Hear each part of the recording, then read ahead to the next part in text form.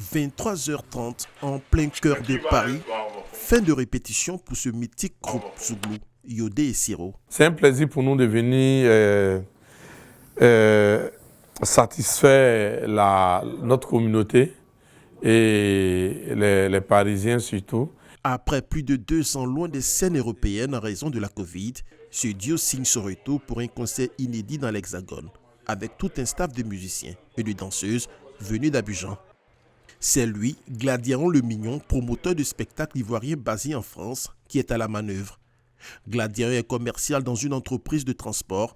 Comme activité annexe, il organise des concerts d'artistes locaux sur des scènes en Europe. Une activité rentable pour lui, mais budgétivore. Ouais, approximativement, il y a la prise en charge des billets d'avion, il y a les démarches administratives au niveau de l'ambassade, il y a les coûts d'hôtel, il y a aussi le quotidien de l'artiste. À cela, il faut ajouter le coût du cachet. Pour faire jouer Yodé et Siro, Gladiaron et son équipe ont mis les petits plats dans les grands. C'est un peu plus de 50 000 €, environ 30 millions de francs CFA investis. Pour un tel montant, pas de place pour l'amateurisme. C'est au pas de course que s'enchaîne la promotion du concert. Ce matin, passage radio sur une station parisienne. Tu sais pas la lune que tu es comme la lagune. Je commence pour vous dire que je suis, comme on dit à Abidjan, je suis fan. Moi, je pense qu'il faut féliciter les promoteurs des spectacles parce qu'organiser un spectacle, ce n'est pas facile. Avoir une chanson qui marche et puis les gens vont se déplacer pour venir à ton spectacle, c'est deux choses différentes. Donc, c'est ce qui souvent trompe les promoteurs des spectacles. Souvent, le promoteur des spectacles, il peut mettre toute sa fortune et tout ce qu'il a dans un spectacle. Si le professionnalisme de ce promoteur est aujourd'hui salué par ces deux stars de la musique ivoirienne, ça n'a toujours pas été le cas dans un passé récent. Ici à Paris même, il y en a beaucoup comme ça. Hein? On n'a pas eu notre argent. On est retourné à Abidjan, mais on était encore gamin. On est retourné à Abidjan, il y avait 75 000 dans ma poche. Quand je rentrais à Abidjan. On a tiré nos valises, on dit les béguisses. Donc voilà quoi. Le business de l'industrie musicale ivoirienne dans l'Hexagone est l'objet de toutes les critiques. Selon des indiscrétions, 7 artistes sur 10 sont victimes de promoteurs de spectacles véreux. Conséquence, plus de la moitié de ces artistes victimes arrivés sur place se fondent dans la nature. Le manque de professionnalisme des promoteurs de spectacles est pointé du doigt. C'est vrai qu'on les fait venir, on leur promet de faire des spectacles, tout ça, ils nous donnent des garanties de retour. Nous aussi, nous donnons ces garanties-là au niveau du consulat. Et bon, s'il arrive que des artistes disparaissent ou bien ne terminent pas leur spectacle, bon, c'est pas de notre ressort, hein. Ils sont des personnes majeures.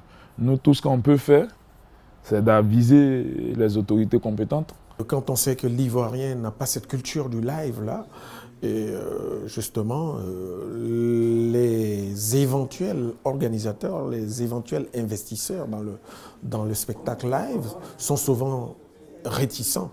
Ils se disent, faire un spectacle pour les Ivoiriens, bon, on ne sait pas, mais il faut oser. Et c'est ce que je fais régulièrement. Malgré un environnement peu favorable au business du spectacle dans la diaspora ivoirienne, certains promoteurs ont pris le pari de relever des défis. C'est le cas de ce vétéran de spectacle ivoirien en France, Kouriol Yao, que nous avons rencontré à 2 heures de Paris. Donc, ça va être compliqué, mais on va assurer, comme on l'a fait au Palais. Hein. Ouais. Les aînés, c'est notre devoir, la Côte d'Ivoire, c'est notre devoir, notre culture. Bon, voilà, donc, Kouriol organise le coup de l'année, faire jouer un autre célèbre groupe Zouglou dans la mythique salle du Zénith d'une capacité de 6804 places. Côté budget, en toute sincérité, et ça, c'est jamais dit ça à quelqu'un. Aujourd'hui, je le dis pour que ça sert d'exemple à tout le monde. Quand j'ai mûri l'idée, j'ai vu que c'était vraiment lourd financièrement. Et seul, ça allait être un peu compliqué pour moi de le faire, en toute sincérité. Parce que c'est un budget de moins 300 millions de francs CFA. Voilà, sans se vanter, sans dire n'importe quoi. Et seul, ça va être un peu compliqué. Tout de suite, je l'ai appelé, j'ai associé mon ami, je suis allé le voir à Abidjan, on s'est assis, on a discuté. Je lui ai dit, écoute, voilà Il faut ça, parce que la Côte d'Ivoire en a besoin. Pour réaliser cette ambition quelquefois risquée, des promoteurs de spectacles ont recours à des mécènes culturels. Dramane Cissé en fait partie. Haut cadre dans une multinationale en France, Dramane soutient le développement de la culture dans la diaspora en y apportant son mécénat à plusieurs activités. Beaucoup de festivités que nous finançons. Voilà, qu'il y a des frais qui viennent, il y a des concerts. Bon, on apporte nos contributions par rapport aux concerts. On trouve des salles pour certains artistes. On organise des événements. C'est notre manière de contribuer en fait, voilà, à l'émancipation et puis voilà, au mouvement en fait, de notre pays. C'est un peu plus de 60 millions de francs CFA que des mécènes comme Dramane injectent par an pour la réussite de concerts d'artistes ivoiriens. Il est 1h30 du matin sur 11 mars 2022. Nous sommes à Sarcelles en France. Le concert tant attendu du groupe Zouglou, Yedo et Siro affiche complet. Plus de 3500 personnes ont effectué le déplacement. Coût du ticket, 30 000 francs CFA. À nos calculettes donc, pour comprendre ce que pèsent nos artistes et promoteurs de spectacles hors du pays. L'union, la